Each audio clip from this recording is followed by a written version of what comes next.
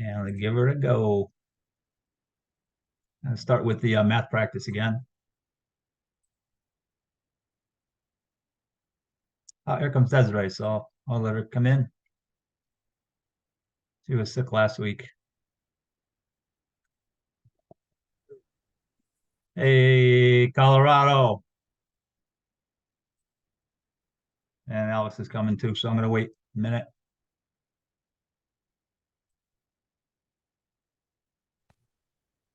Stop. All right, got Desiree, Alex, AJ, Daniel. We're recording. I'm gonna start with the math practice, guys. Hope you guys are all doing great. Building an arc or something. I don't know. Here in New England. So let's start with I want to start with the homework again. My favorite tools are correlation, which we did last week. Matter of fact, I was so excited about it, I sent 2 videos. And then and regression is probably also one of my favorites too. So we're going to cover both of those today. And we'll do a little bit of residuals analysis. And then we're going to do some lean stuff. And then the improve phase will be in the books. So the homework, Desiree, great question. When we talked last time, the fact that, we're looking at Pearson's R, which was, for my pulse and my weight. This is what looks like the Milky Way kind of. So we know it's not a direct, it's not a really good model, right? For one variable impacting another, but picture like, temperature and pressure or something that you would feed in, some of the variables in a process. And if I have 2 variables only, then that's simple linear regression, which we're going to get into.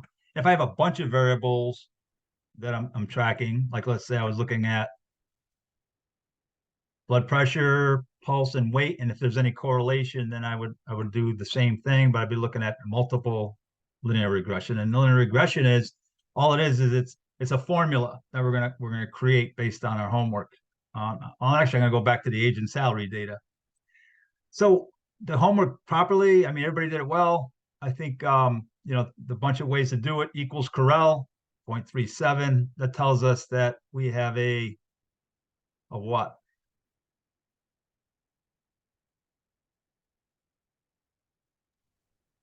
Like a low correlation. Who's that, AJ or Alex? That was me, Alex. Yeah. So what's 0.37 tell us? Just my weight, my pulse. Not a very good correlation. Right. It's a weak positive correlation between those two variables in that model. Right. I kind of get the same thing when I do the data pack. And then when I do my trend line here, I see that I get R squared, and R squared it's always a positive. If I want to make a positive number, so if I just, if I square these, I get 0.145, 0.1415. So everything checked out, pretty much close, pretty close. All right. So anybody, I think everybody gave me a homework that's on this call. Just a quick review what I have. This thing's starting to build up, ain't it? I got a couple people. Maybe I'll do a help session. And we have a little tiny bit of homework today, which I'll show you. So without further ado, let's get into regression. So I changed the sheet from correlation to correlation and regression. So if you remember, we were looking at age versus salary. Is there a correlation? And what we saw was a very strong, I think 0.9. Let me grab that R squared again. Display equation on chart. Display R value, and I'm going to also display the equation, which I'm going to get into, which is the equation is simple linear regression. So it's a formula that allows us to predict, and it's important in this phase, the improve phase, because I might be able to predict if I change this variable, is this the result I'll get? So let's put both those on. And we'll go through it. Throw it up.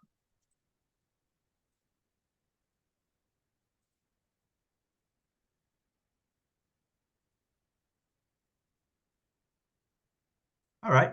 So now I have a formula. And there's our squared. So I have a very, very strong positive correlation between age and salary. Now let's look at the formula for a second. And again, all I want to be able to do now in terms of making improvements is I want to be able to predict, right? This allows me to predict. So the formula is for this particular line is y is equal to 1320.5 times x minus 6,627.7. And let's go through those. So the first one, 1320.5, what's that? Right? It's the rise over run, it's the slope of the line. And I can easily get the slope of the line using my Excel functions too, equals, I think I'll type slope. There it is. And then it asks me for my known y's to highlight, comma, and then my known x's, and hit enter. And there's the 1320, rise over run, 1320. So I know exactly what the slope of this blue line is. All right. And then the intercept, $6,627.70 minus $6,627.70 is my y-intercept, where this line, if I extended it, where it would land. It would land below the x, right, into the minus, somewhere around minus $6,000, $6,700, somewhere around there. So with those two things, I could plug in any x I want. It could be about age 10. What would my expected salary be based on these 10 pieces of data? All right. A matter of fact, if I type in 5 for X, I'm going to get a salary, right? And part of that is because I only have 10 pieces of data here. So what we're going to do is what I'm showing you right now, just getting the formula. We like to do the same thing. The only homework this week is to do the same thing. Getting the formula and then doing the slope and intercept for my weight and pulse. So equals intercept. Same gymnastics. Comma. And there's that minus. That's what my y-intercept is, where this line is going to cross over that vertical axis. And now I can draw the line. And then now that's regression analysis, simple as that. I'm just looking at, I'm modeling, with a formula, the relationship between age and salary. And you can, in your head, based on what you guys do, Desiree, project management, AJ and Alex, in terms of what you're doing, engineering on the floor, even the scrap stuff that you guys do, like we were just saying, AJ, is there a correlation between speed and scrap, time and scrap, whatever? But it kind of tells us, gives us a model of the relationship between two variables. That's simple linear regression, right? The other thing is, another way we can do this is using, of course, our data pack. And this is kind of fun. I like it to mess with this. So largely, I'm going to put in my input Y range, which I've done, my X range. I'm going to put it at H31. I'm going to ask for residuals, and I'll take a residual plot too, I think. Why not? And I hit the button. And I get this kind of cool stuff. And just give you an idea, here's my R. My Pearson's R is my R squared. We're going to talk a little bit about ANOVA and doing, if you remember, that was about the stress on the 3 shifts, and we're looking at variation between and within data sets. So what we do with ANOVA, and I'm not going to cover it too long, this is a Greenbelt class, not black belt. Is that we're going to look at the variation in regression data and residual data. That's why we talk about ANOVA when we talk about correlation and regression, but not to worry, it's not on the exam, just to mention it, okay? You'll see here's right away, here's my intercept, my y-intercept. There's our slope.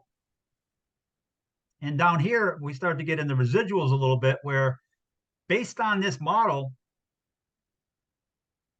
age and salary, based on the data, and again, there's only 10 pieces, right? So if I had a lot more data, if I had 1,000 pieces, ages and salaries, I'd have a much better model, obviously. But this is what the predicted value for number one is 18 years old. Predicted is $17,141. And the actual results, the difference between what we predicted and what the actual number is minus 2141. And that's all the residual is, the difference between my expected result and what we actually predicted result and what we actually got.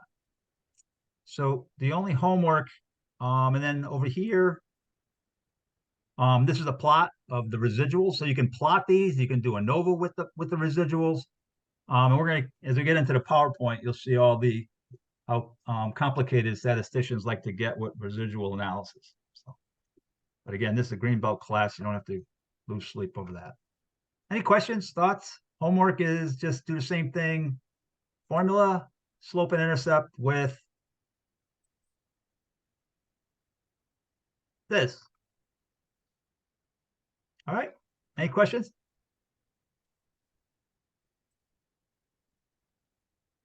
Hey, Frank. How you doing, Bill? Good to have you. Let me switch over. Now the PowerPoint's going to be a breeze. Because that's pretty much because of the lean, I break it up. But just as an update, we have next week we'll be into the control phase. Really, it's about control charts, different types of control charts that you might use. And then I think next would be, so we have two of those, two control phase classes. And then we do a review for the open book exam, believe it or not. So it's not only is it open book, like my even when I taught, in Central Connecticut, 15 weeks class, my exams, I don't emphasize memorization. I'd like you to be able to use, pick a few tools that you might like. Don't get too caught up in, I don't really like ANOVA and I don't understand how to use, it's like it's exposure at this level for the most part. In terms of hypothesis tests, all you got to know really is my data, is it continuous or not, right? Continuous is things that we measure, discrete is things that we count. And two, is it normal? That's the only thing. And I can go right to one of these charts and then take a crack at using one of those hypothesis tests. Last week we talked in 2 videos, I was so excited about how to select improvements. We got into some root cause analysis, 5Y and fishbone. My favorite tool, correlation.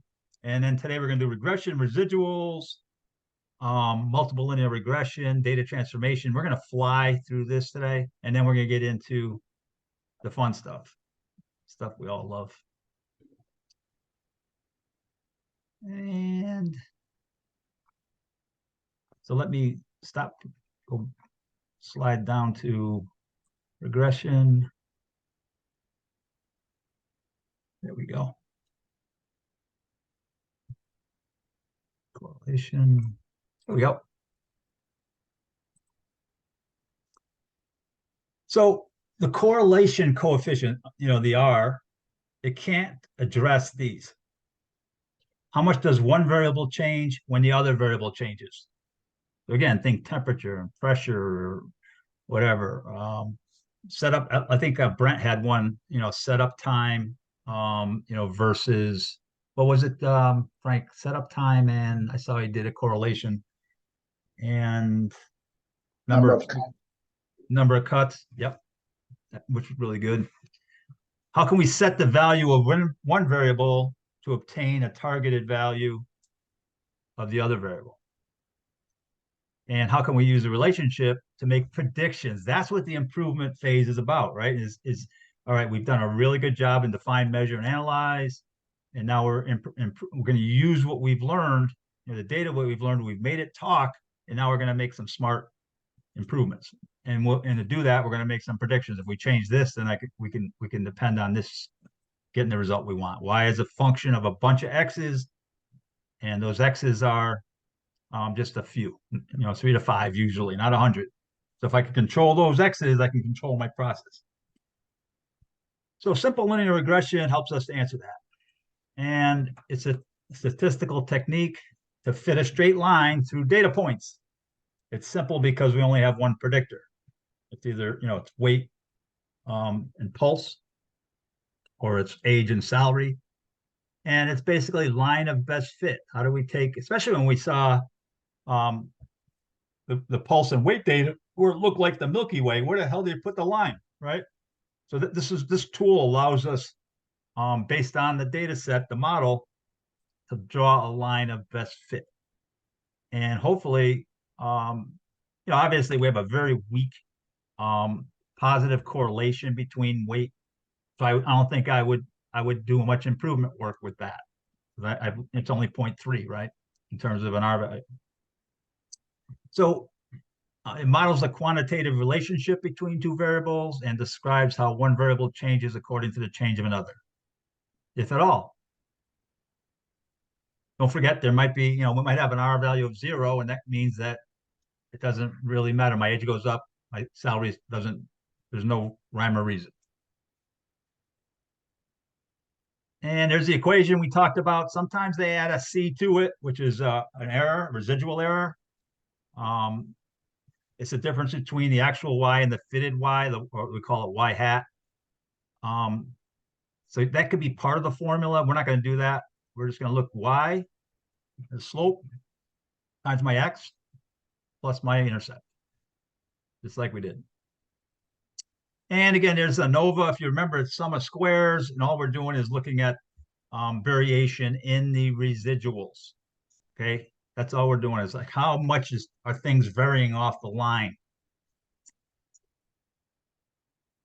And here's some linear regression. This is what it looks like if you in terms of ANOVA. So the green line is the mean, the average, and the red line is my expected values, and all these other dots are all my readings. Right, so that's this line of best fit, the red one. And so the predicted value, the red line, is called Y hat. That's what that little beanie is on top of Y. The vertical distance, unexplained variation, explained variation. And again, this is all you really need to know about ANOVA. We're taking all of those variations and we're looking at it using sum of squares, which is SSR, SST. Now, Desiree, thank you for your question. So kind of tricky, right? When you look at the 3 methods of determining correlation, one of them is R squared, and we call that actually the coefficient of determination. It measures the proportion of variability in the data that can be explained by the model, and that ranges from 0 to 1 because we always have a positive value because of the squaring. And with the R2 target of 0.73, the corresponding R value is 0.85. Obviously, 0.85 squared is 0.73. The higher the R2, the better the model. And residuals, again, the residual is the difference between the observed Y, the blue, and the Y hat, which is the little red dot that's on the red line. And the predicted value is Y hat, and the mean is that green line, and the observed value Y. The residual formula, the regression equation produces a line of best fit, which is what we did, that formula. And the differences between the predicted and observed values are known as residuals. And again, just think about how nice that data pack is when you're looking at, say my health data, which is like 700 and something data points, right? But we go through and actually quantify the distance between each one of these points and my expected. It would take a long time. And the reason why we do residual analysis is the quality of the linear regression model. That's what we're doing. We got a model, right, that we think is good. It should be assessed by defining residuals and examining the plots. The values of both sum and mean of the residual are 0, indicates equally balanced distribute on both sides of the line. So we want to have our, if it's not sitting on a line, we want to have it equally balanced on both sides. If not, we have what we call outliers. And those are usually, there's some source of a special cause of variation, which we're going to get into in the control phase. Regression equations are generated on the basis of certain assumptions. It helps determine the validity of these assumptions. One, the residuals, all the distances away from the line are normally distributed. All right, that means that my process is under control. The residuals are independent, they have a constant variance, and the underlying population relationship is linear. If it doesn't meet that, we need to rebuild the model by replacing the predictor. In other words, we need to either get more data, replace the predictor with a new one, instead of weight, maybe I'd look at blood pressure and pulse, something like that. And it kind of indicates that based on the homework, that you guys saw that scatter diagram. It looked like the Milky Way. And multiple linear regression, very simple. It's multiple inputs on an output simultaneously. That's all. So, in this case, we would include my blood pressure, the top blood pressure, the lower. And part of the project, guys, the final project, I'm going to break you into teams. It doesn't take a lot of time, but if you could do a Zoom meeting, with your team, a lot of times people will use the health data. And that's one of the things that they kind of get into, people have gotten to in the past. I'm going to send you some videos of some past final projects to give you some ideas to work on, pick your favorite tools, use, data at UOI, use it out in Longmont, use it down in New Haven, whatever you're using, Dan, or you could use my my weight and all that, my health data. But a lot of times people do some of this. We're looking at, okay, is there a correlation between blood pressure, weight and blood pressure? Then they might do a hypothesis test. Anyway, just trying to get you ready for the end game here. So simple linear regression assumptions stay the same. All we're doing is just adding another X or two. This one here, this is just for your viewing pleasure. I don't find it very useful, but it's part of the certification slides. The box Cox all mean there's two guys, one's named Box, one's name's Cox. That's where it comes from. And it's about transforming data that is not normal by using a formula. So I can make it look more like a bell-shaped curve. All right, that's all it is. The problems with it, it's difficult to understand, transform units, and you need to have automation or computers to do all the math for it. Never done it, but it's not on the test. You guys are probably saying, what is on the test? You'll see, because we're going to do a review. And now the fun part, the part what you're paying for. Lean tools and practices. So lean to me is two things. It's time management and it's a growth strategy. That's how I think about my career, both at Duraflex and after, with lean. It's a time management. It's all about time management. How do we spend our time? We do productive, value-added work that our customers will pay for, or do we do a lot of these little non-value-added things that our customer won't pay for?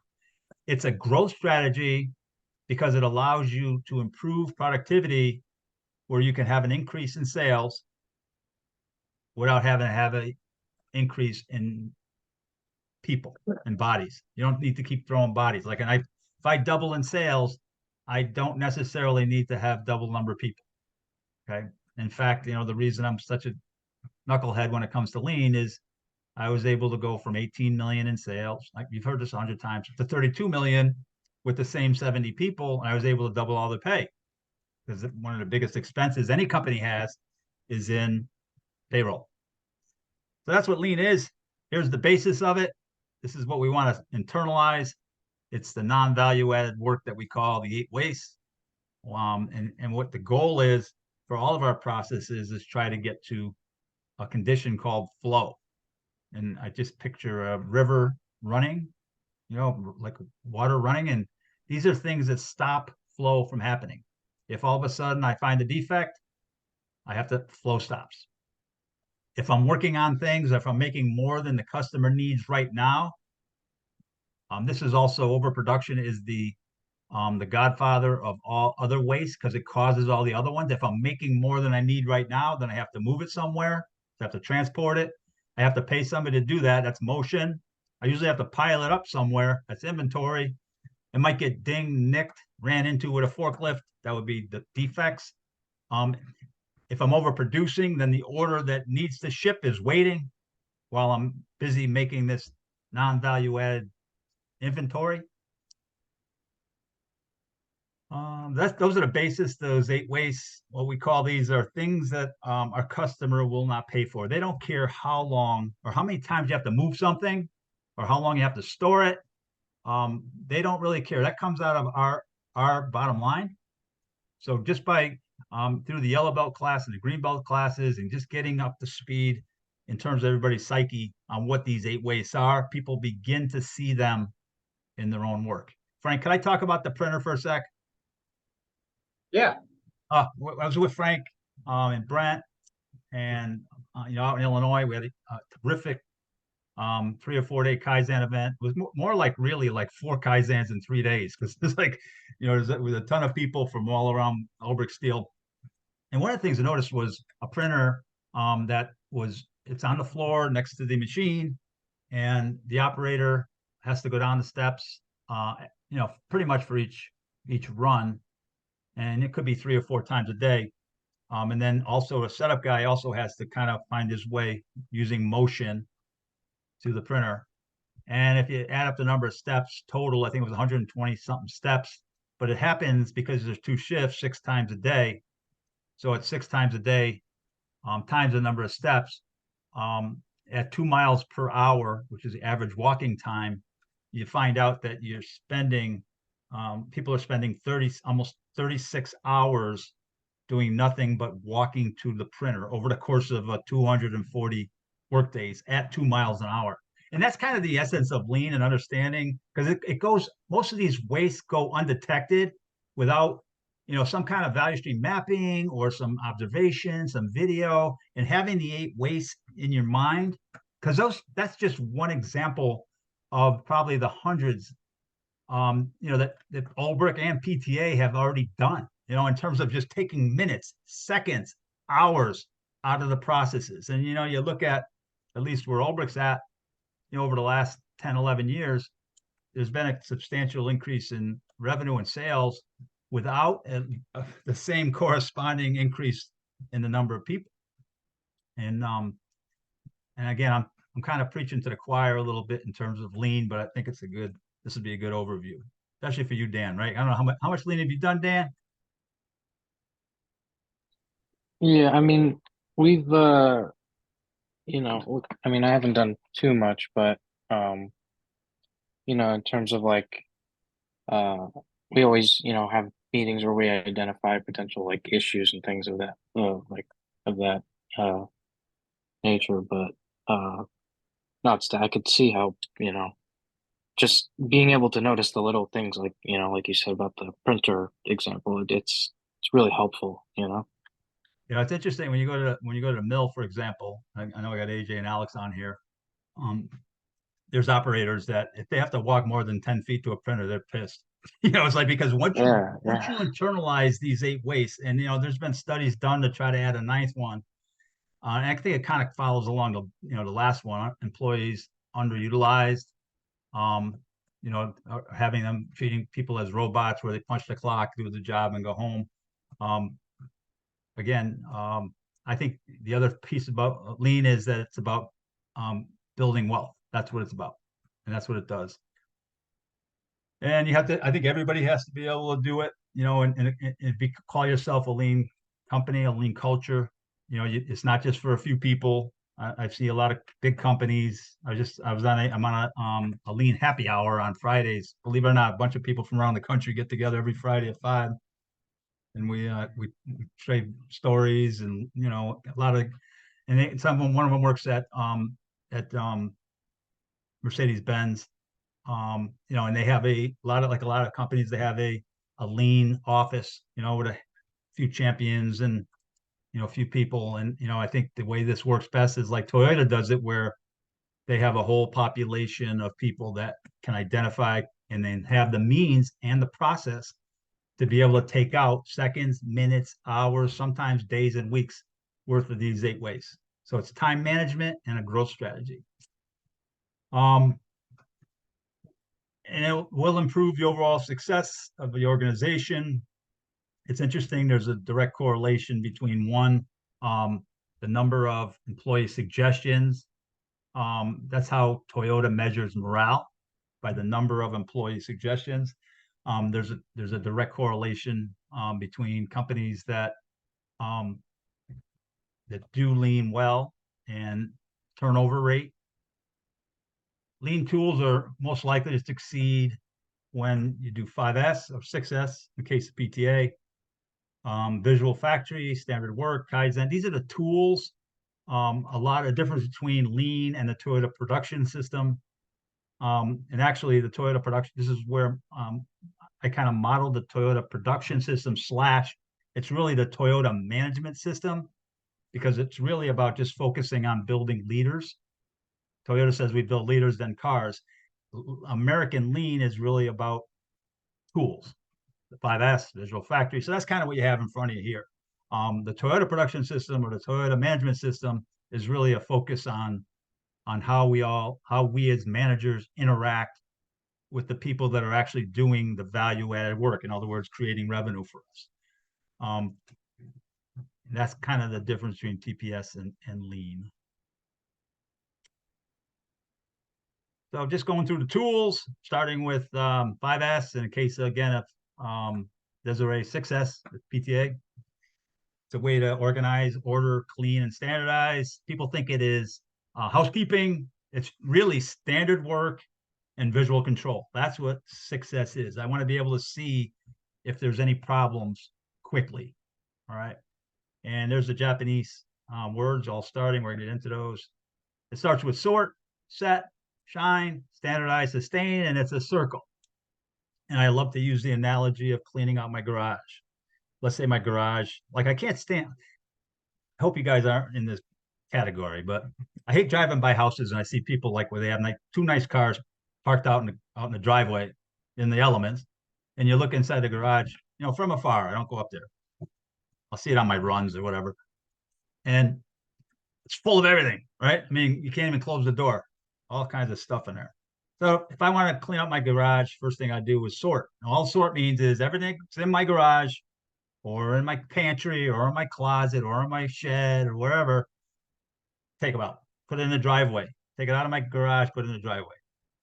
And sort is what doesn't belong, right? And there's something called a red tag event, where anything that doesn't belong in the area would go to a red tag area with a red tag attached to it. And all that means is it's a kind of a timestamp. So things don't stay in a red tag area typically more than 30 days.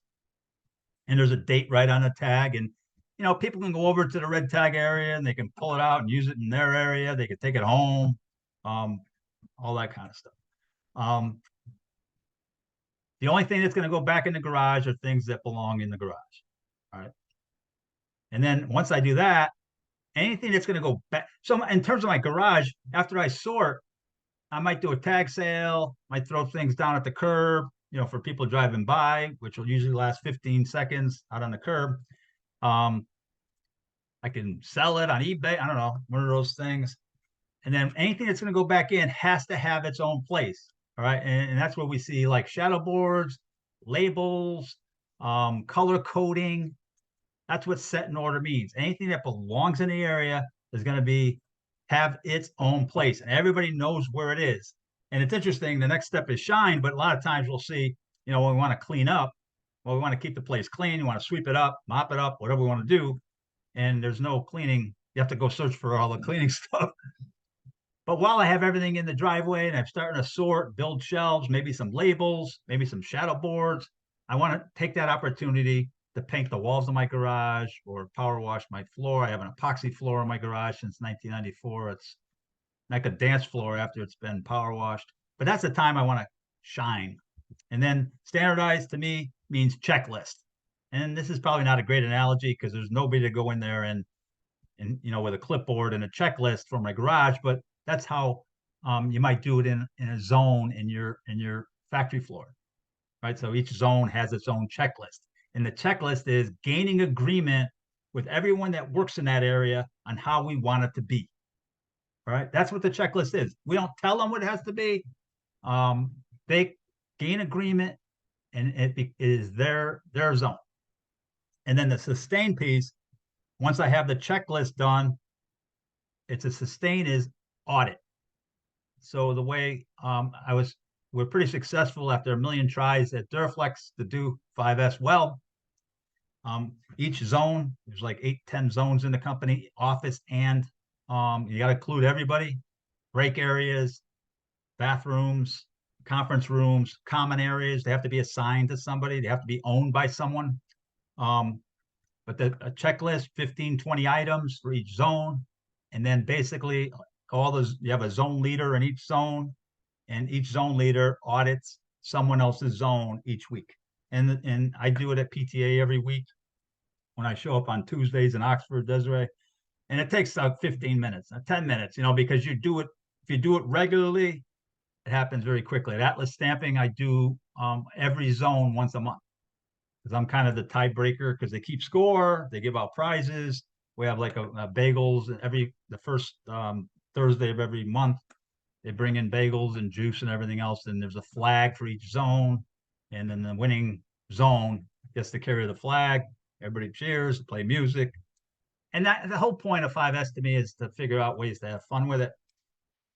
But it's really about it is about housekeeping, but more importantly, it's about standard work and visual control. Those are the two things as we get into visual control a little bit more. This is just common, like, published data in terms of, some of the savings that you see with 5S. Annual physical inventory time, that's a big one usually. Machine changeover time, when sometimes you have to be searching for tools, things like that. There's a lot of things that you can learn doing 5S well. And so here that each of them, I can fly through it. When in doubt, throw it out. Eliminate unneeded items in the workplace. Needed and unneeded. Straightening is setting an order, label, everything has its own place. Shine, paint it, clean it, sweep it. And this is regular, right? It's great. I just love the idea that, like, I see some people where they actually use the zone checklist, the thing that we develop as part of the standardized phase, as the shift change. So in other words, I want to make sure that first shift leaves the area in good condition, respect for second shift, and second shift leaves it for third shift. So using 15 item checklist, there's no food in the area, everything's disposed of, the trash cans are empty, could be all kinds of things. It's much more difficult when you have more than one shift, because you have to gain agreement with everyone in the area. And standardize, again, I use checklist. Again, this is American Lean, create identical workstations. The idea there is anybody can work anywhere and everything's in the same place. I've never gone to that level with it. I like standardized for me is, all right, how do you want to keep the area? Because if you look at people's cars, if you take a glance, I sound like a stalker looking in people's garages, but you'll see different levels of housekeeping and order and standard work. Some people, they have armor all on the seats. You can hop in the car at any time. Everything's vacuumed. And then other ones, like my youngest kid, he has the half an hour worth of prep work, put everything in the trunk or out on the curb so I can fit in the car. And that's kind of the standardized piece, is getting everybody on the same page in terms of visual control and standard work. And a sustain, again, I use, this to me is audit, right? And again, when I'm auditing a zone, it's not being critical of the zone, it's helping them help scoring out whether they're able to do what they want to do. So I'm helping them by being an outside set of eyes. And this is, to me, I think if you think about this as checklist and this is audit, it works really well. And the visual factory, I should be able to walk into any area and know the status of how we're doing, right? I see things like good day boards. You know, where are we having a good day, a bad day? Are we ahead of schedule? We right on time? And making that as visual as possible. Unfortunately, a lot of times our MRPs and our computer system makes it very difficult to know, are we in good shape? You know, do we have a good morning? Was it a good hour? And this is kind of where the visual factory is. I just love, for my Olbrich friends, this is one of a pre-active board down at USW, down at Wire in North Haven. They've been using this since 2012, I think. You know, where each machine, here's the fen and the rewinder, and here's the day of the week. The yellow magnet is the job that's running exactly where it is. And they have very complicated routings. Things go from one machine, maybe from the fen to the furnace, and the furnace to the rewinder, back to the fen. It's like they're pretty complicated. So it's important that the operator has a huge say in how the schedule, what's going to run now, what's running next. Matter of fact, when they're going to do maintenance, any kind of maintenance, there's like a wrench on here somewhere where that goes in magnetically. It goes into into the day, the afternoon, or the morning. So everybody knows, yeah, the machine's going to be down for an hour. And they do it again when they do the Gemba walks. The day gets set up. They run 2 shifts there. Really good. This one here on the right is Bakery on Main in East Hartford. They're a huge commercial kitchen. They sell into Whole Foods, Trader Joe's, things like that. They do oatmeal, granola bars, and granola, all gluten-free. And the things that they measure, which I kind of like, they were having problems with on-time starts. You know, in other words, they're having trouble getting off to a good foot in the morning. And you can see the red magnet means not, we didn't hit Monday, we didn't hit Tuesday. That's why they're doing it. As soon as they all go green for a month or whatever, they stop measuring it and measure something else. That's why I love that. Paperwork's complete, cases done, batches done. There's a goal there too. You can see that, the yield percent, and the people that maintain this are the people that actually do the value-added work. Just a couple examples of visual control, visual factory. Standard work, the things that we want to know, everybody do the job the same way. I just love what Olbrich Steel's doing, with a lot of what we're seeing with the headsets and the video, because a lot of times, when you do a work instruction, is it for the operator or is it for the computer? Is it for ISO? Can I train someone with it? I think the other thing I love what Olbrich does is based on TWI, training within industry, they created training within Olbrich, which is really how I think the United States won World War II, because while 9 out of 10 adults between the ages of 18 and 30 were either in Japan or they were in Europe fighting, all of the formerly mothers, grandmothers, sisters were building all the munitions, and we were able to arm both fronts very well. And the way that the government did that was the Rosie the Riveter. It's a way of training and creating standard work. They were building bombs and tanks and airplanes as fast as we can use them. There's a bunch of different ways of doing standardized work. I think video and TWI are probably best practices. And Kaizen, basically, this is rolls off the tongue. Kaizen. You can see down here, it says Kaizen, change is good. That pictograph on the left is the person with their back to you, with a whip in each hand, whipping their back over their shoulders. And the pictogram on the right is a ox sitting on an altar for slaughter. So what Kaizen really means is self-sacrifice for the good of all. That's what it means. So I think When I started doing lean, we did Kaizen events. So what Frank and his guys pulled off a few weeks ago, we would do 2 or 3 of those a year. And I just couldn't do what I need to do fast enough because don't forget, when I started doing lean, I had to lay off 9 people. I didn't give out bonuses.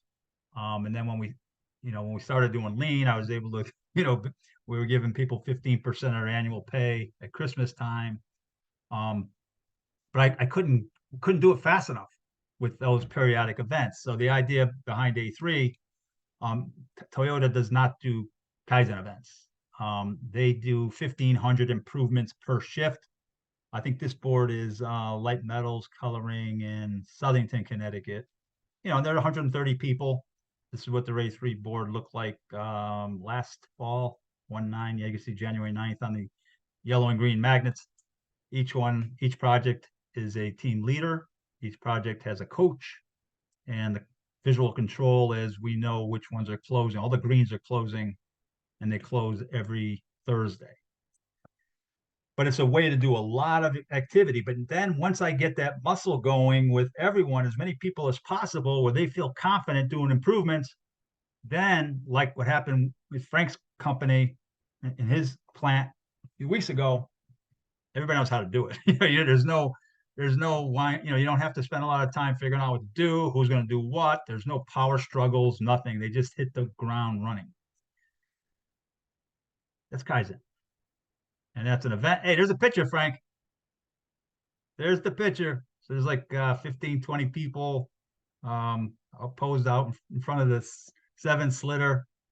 But actually, his patience and his Mother Teresa like stick-to-itiveness, it was actually 4 Kaizens in 3 days. We attacked it from different angles. Kanban means signboard. It means a pull system to prevent overproduction. Desiree, you did the planes. Remember the pull system was that index card in between each station? Remember we did the yellow belt when I was out there? Mm-hmm. Yeah, that's as simple as that. People use Kanban. All it is a signal to do work. When my hero, Taiichi Ono, came to the States, he was just enthralled with the supermarket because anything that people buy during the day, that's what gets replenished. No more, no less. Sell 5, buy 5, or replace with 5. Sell 5, make 5. Use 5, buy 5. The principles are only produce products exactly the same amount customers consume. Very difficult, and that's why we have supermarkets, not inventory, and that Kanban system is used to kind of manage that controlled inventory, because obviously our lead times aren't such that we can ship 5, make 5. Actually, if you think about it, the only reason we have finished good inventory is because we cannot make what we need to satisfy our customer fast enough. And the only reason we have raw material inventory is because we can't buy it and get it in fast enough to satisfy our customers. And that's why we have supermarkets, and we use Kanban to manage those supermarkets. And there's a supermarket. And Poka-yoke means mistake proofing. Why don't we just say mistake proofing? It's a mechanism to eliminate defects as early as possible in the process. It was started by Shigeru Shingo. And at first he called it Bakayoke, not very politically correct, which means foolproofing. I think a lot of times, when there's a mistake that happens, the first thing we want to do is 5 who's, not 5 why. And a lot of times Poka-yoke, mistake proofing, is a way, because a lot of times it's not really the person that's a problem. It's usually there's something in the process that could be more mistake proof. I got a few examples in a second. There's a couple methods for Poka-yoke. One is contact method, shape, color, size, any other physical attribute of the item. A constant number method, making sure everything gets picked that's supposed to get picked. Amazon, if you think about that. Sequence method, checklist to make sure. Checklists are Poka-yoke. Here's some examples. Poka-yoke, mistake proofing. Any idea, anybody? For extra credit? What is the mistake proofing in a filing cabinet?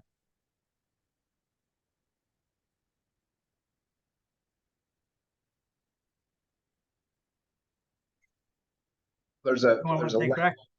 there's a latch to prevent the drawer from coming out fully. Yep, there's one. I didn't even think of that one. Yep. How about I can't open more than one at a time? Because otherwise I end up in the emergency room because the whole thing freaking comes over on top of me. But that's happened, I'm sure. How about on a mower?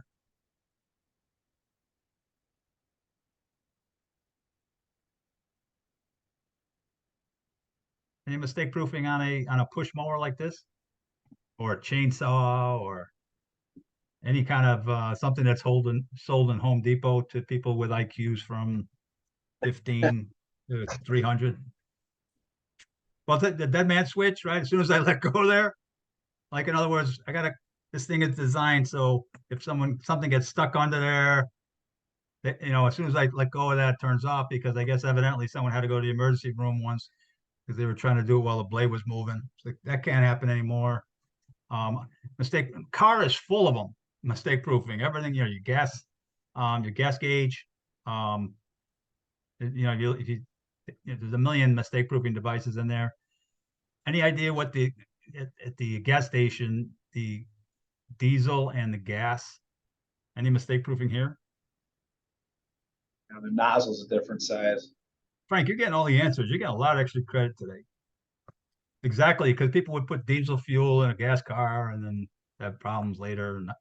And actually, guys, my favorite mistake Made that proofing. mistake. What's that?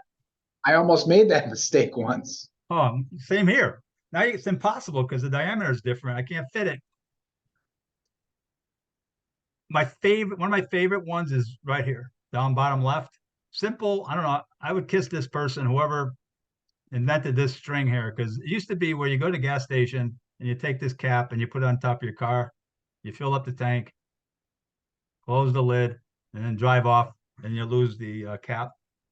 You said buy gas caps at 7-Eleven or anywhere. Caldor, Kresge, whatever. And now it's impossible. Real simple. Most of the mistake proofing, the most effective are very, very simple. And you see them in your plants. I mean, at the mill, for example, in terms of being able to, laser where if I break that light, the machine shuts off. The more robotics we have, the more we need in terms of mistake proof. And that, my friends, and I didn't crash this week. Homework. You know what it is. I'll send a video and I'll send you the slides for Improve. And we'll start control next week.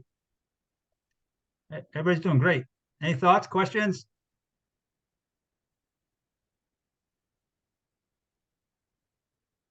Have a great Monday. Have a great rest of your Monday. All right, take care, Bill. You guys. Thanks.